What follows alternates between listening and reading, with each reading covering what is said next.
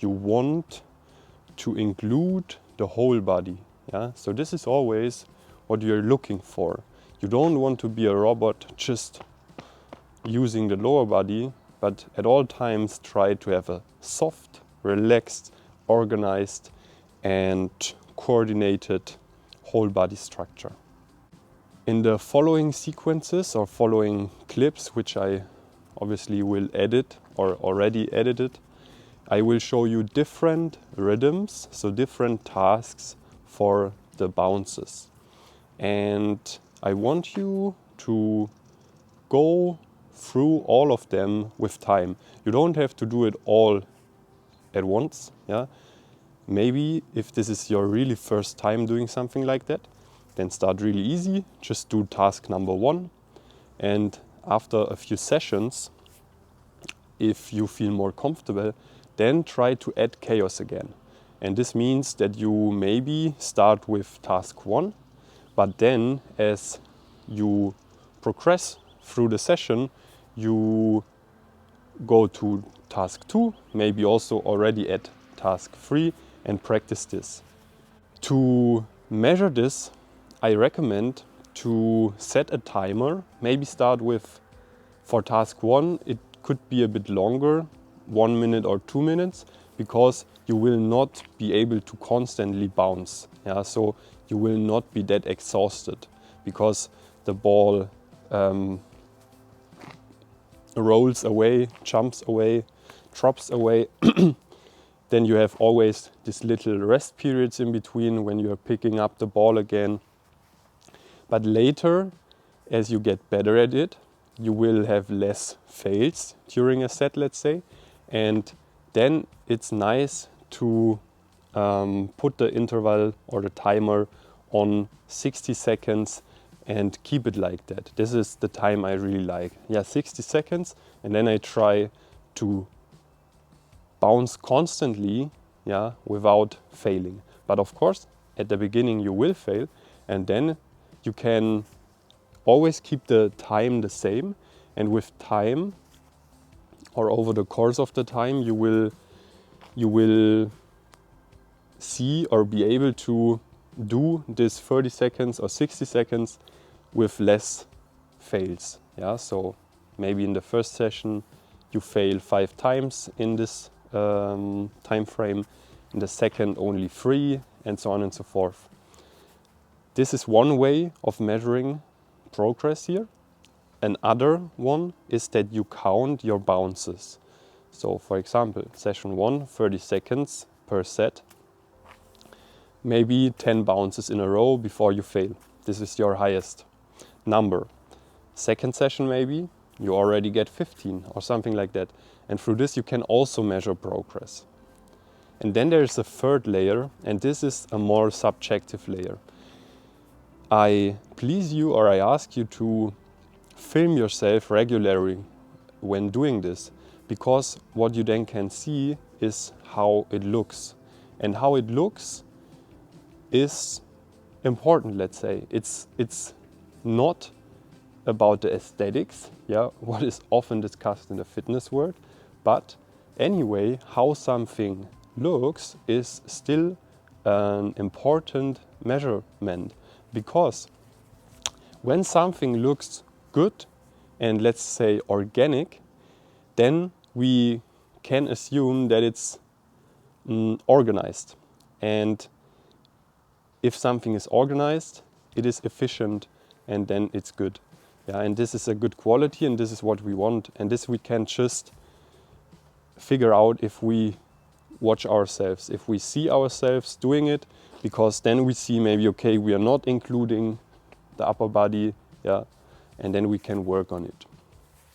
As a last point, this should be a game, so there should be play included. Yeah, it's not like doing 5 sets, push-ups, 5 reps. It is more playful, definitely, but still we like to divide play as well in, let's say, play, or non-serious play and serious play. And both is important to be part of a practice, but the serious play is also important, and this means we approach something playful, but still we are looking for progress and we are not just letting it happen. Because if we just play, of course also some of us will progress a lot through it because they are really intuitive, but then there are some people, when they play, they really always do the same and they do not benefit so much from just playing. So it's important that we also have the serious play where we are having some measurements we can orientate ourselves on, some standards, let's say, and these I just gave you before. Task number 1 is that you just get familiar with the bouncing, and there is no specific rhythm and no specific rules. You're just trying to bounce the ball like that, and you try to do it more often in a row. But if you're doing it right, right, right, right, right, right, right, or left, left, left, left, left, or right, right, left, left, left, left, right, right, left, left, right, left, like this, doesn't matter. Just get familiar with it, see how I bounce and how I use the whole body and have a nice rhythm and try to find this. Yeah, so this is the task number 1.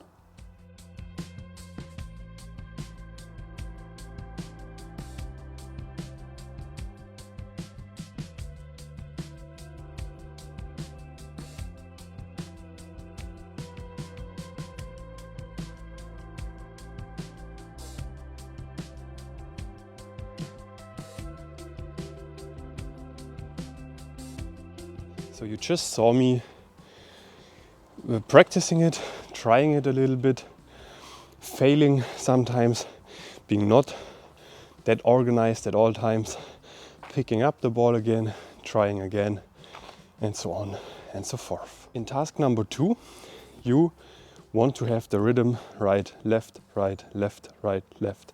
So you try to always change between the feet and find a nice rhythm in this. So now the task is really clear. You shouldn't do it like right, right, left, but try to have right, left, always alternating.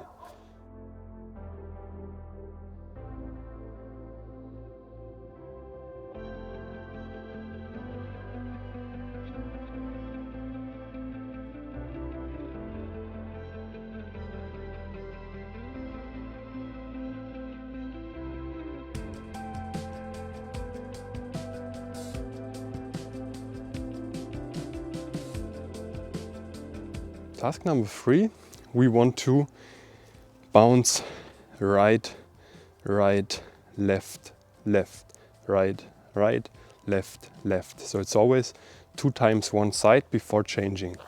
And then obviously the rhythm is also changing. So in a second I will show you how this looks like.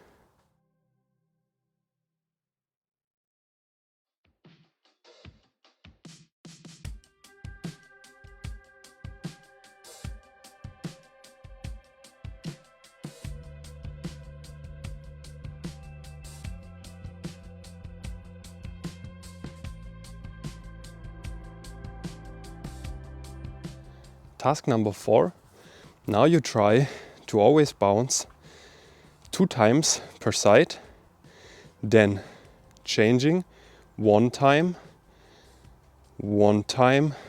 2 times again. So it's right, right, left, right, left, left, right, left, right, right, and so on and so forth. So always 2 times per one side, then a single bounce on each side, then again 2 times.